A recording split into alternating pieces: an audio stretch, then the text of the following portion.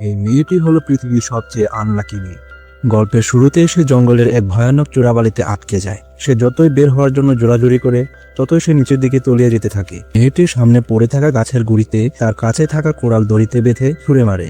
এতে করে কোড়ালটি গুড়িতে আটকায় এবং সে এখান থেকে বের হতে পারে। তাই সে বারবার চেষ্টা করতে থাকে। একটা সময় কোড়ালটি গাছের গুড়িতে ভালোভাবে আটকে যায় এবং মেয়েটি এই ভয়ঙ্কর চোরাবালি থেকে উঠে আসে। কিন্তু কে জানতো সামনে তার জন্য আরো ভয়ঙ্কর বিপদ অপেক্ষা করছে।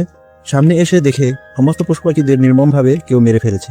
অবাক করার ব্যাপার হলো প্রাণীগুলো শুধু চামড়া তুলে নেওয়া হয়েছে। সে সামনের দিকে এগিয়ে যায় এবং খাবারের সন্ধান করতে থাকে। সে একটা ভাল্লুক দেখতে পায় এবং সুযোগ বুঝে ভাল্লুকটির উপর তীর চালায়, কিন্তু দুর্ভাগ্যবশত তার ধনুকটাই নষ্ট হয়ে যায়। শব্দ শুনে ভাল্লুকটি মেয়েটিকে আক্রমণ করতে যায়। মেয়েটির ধনুকটিও নষ্ট হয়ে গিয়েছিল, তাই সে লড়াই না করে ঝোপের ভিতর গিয়ে লুকায়। ঝোপের দুর্বল মোড়া ডালগুলো মেয়েটিকে বেশিক্ষণ সাপোর্ট দিতে পারবে না। তবে হঠাৎ ভাল্লুকটি সেই জায়গা থেকে চলে যেতে থাকে।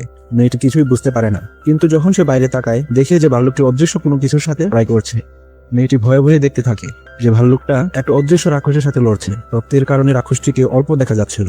রাক্ষসটি ভাল্লুকটাকে মেরে ফেলে। এতে করে ভাল্লুকটার সব রক্ত রাক্ষসের গায়ে পড়তে রাক্ষসের ভয়ঙ্কর রূপ দেখা যায়। মেয়েটি এটা দেখে এতটাই ভয় পায় যে সে নদীতে ঝাঁপ দেয়। পানির স্রোত তাকে অন্য জায়গায় নিয়ে যায়।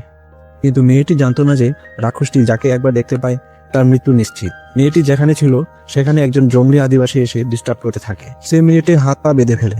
তখন সেখানে রাক্ষস এসে পড়ে। যখন সে আদিবাসীদের হাতে অস্ত্র দেখে তৎক্ষণাৎ সে হামলা করে, কারণ রাক্ষসটি হাতিয়ার পছন্দ করতো না। এই সুযোগে মেয়েটি একটা ছুরি দিয়ে হাতের বাঁধন কেটে ফেলে। রাক্ষসটিও এদের মধ্যে বেঁচে থাকা শেষ ছেলেটিকেও মেরে ফেলে। ততক্ষণে মেয়েটি সেখান থেকে পালিয়ে যায়। সামনে বিশাল বড় মাঠ ছিল। মেয়েটি এর মধ্য দিয়ে দৌড়াতে থাকে। হঠাৎ তার এক বন্ধু তাকে ধরে বসিয়ে দেয় এবং চুপ থাকতে বলে, যাতে করে রাক্ষসটি তাদের খুঁজে না পায়। কিন্তু তারা এটা জানতো না যে রাক্ষসটি লুকিয়ে থাকা সবকিছু দেখতে পায়। বিপদ বুঝতে পেরে তারা দৌড়াতে শুরু করে, কিন্তু ছেলেটি বাঁচতে পারে না। বরাবরের মতো মেয়েটির ভাগ্য তাকে সায় দেয় না। তার পা একটা ফাঁদে আটকে যায়। তখন রাক্ষস সেখানে আসে, কিন্তু মেয়েটিকে আহত দেখে আবার চলে যায়। কয়েকজন শিকারী ফাঁদের দিকে এসে দেখে সেখানে কোনো পশু না, বরং একটি সুন্দরী জঙ্গলি মেয়ে আটকে আছে।